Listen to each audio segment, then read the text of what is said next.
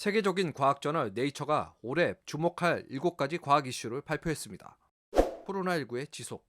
전 세계가 끝이 보이지 않는 코로나19 대유행에 3년차에 접어들었습니다. 백신에 대한 찬반 논쟁도 끊임없이 이어지고 있죠. 네이처지는 2022년에도 연구자들과 보건당국은 새로운 변종의 증가뿐만 아니라 감염에서 회복된 사람들에게 미치는 장기적인 영향을 지속적으로 관찰할 것이라고 밝혔습니다. 또한 전 세계 인구의 절반 가까이가 아직 단 1회 접종도 받지 못했다면서 선진국과 개도국 사이 백신 불평등을 강조했습니다. 백신의 업그레이드. 백신 개발자들은 빠르게 진화하는 코로나 바이러스로부터 보호하기 위해 고안된 차세대 백신에 목표를 두고 있다고 합니다. 네이처지는 차세대 백신과 전통적 방식의 단백질 기반 백신에 대한 기대를 드러냈습니다.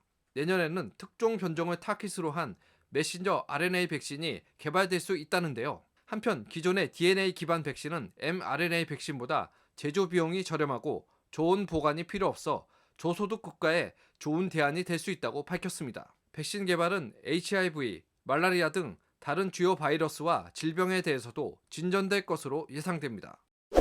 세계 각국의 달 탐사. 이번 네이처지의 발표에는 한국 소식도 있습니다. 올 여름 8월이 되면 대한민국 최초의 우주 탐사선이 달로 향하게 됩니다. 우리는 지금까지 지구 주위를 도는 여러 인공위성을 만들었었죠.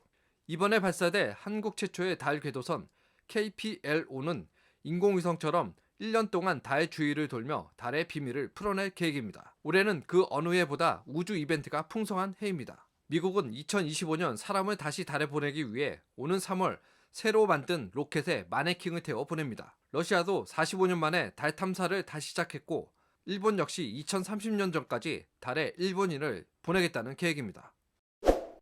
화성으로.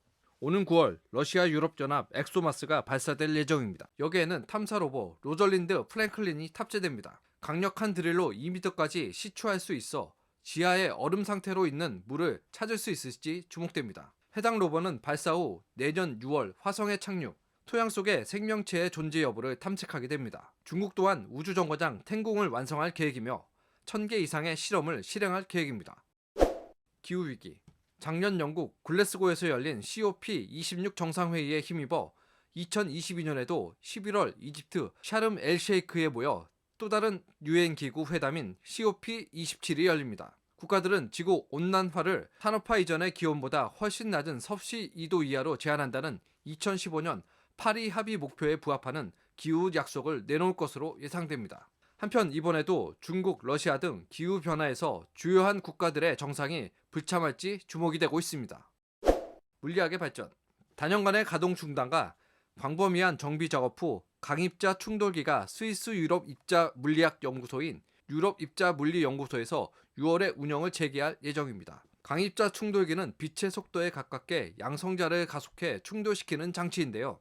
우주 탄생 직후 상황인 빅뱅을 재현시켜 우주 탄생의 비밀을 알아내기 위한 용도입니다. 또한 자체 개량 후 세계 4대 중력파 탐지도 12월에 새로운 관측을 시작할 것이라 밝혔습니다. 미시간주 주립대학의 핵 구조와 초신성 폭발을 조사하는 희귀 동위 원소 빔 시설도 2022년 초에 운영을 시작할 것으로 예상됩니다.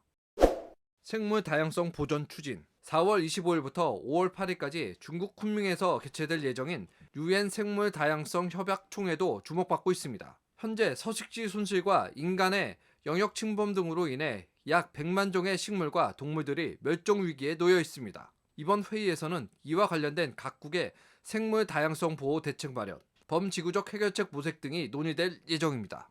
지금까지 NTD 뉴스였습니다.